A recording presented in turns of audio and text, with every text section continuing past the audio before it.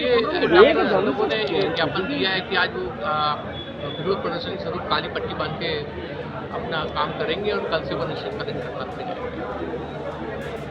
Sir, ये मौतों का सिलसिला जारी है, एक बच्ची की और डेथ हुई है कि आज आसपास हाँ, आज एक बच्ची की और मौत हुई है, मृत्यु की खबर आई नहीं थी और उनका इलाज नागपुर में चल रहा था और रात में हमें सूचना मिली थी। सर कितनी बच्ची हो गई सर छिंदवाड़ा जिले में अब तक मौत वाले? कितने टोटल 15 हो गए। 15 हो गए। इंडियन मेडिकल एसोसिएशन छिंदवाड़ा के साथ Indian dental association, medical officers association और मेडिकल टीचर्स एसोसिएशन हम सब एक साथ खड़े हैं डॉक्टर प्रवीण सोनी की रिहाई के लिए। हम लोगों ने कल भी निवेदन किया था प्रशासन से कि डॉक्टर प्रवीण सोनी को तुरंत रिहा किया जाए, परंतु आज तक कुछ नहीं हुआ है।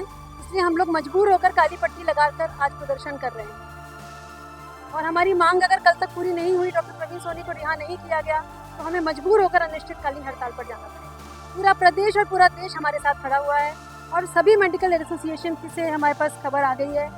एक ही मांग है, डॉक्टर प्रवीण सोनी को सबसे पहले रिहा किया जाए।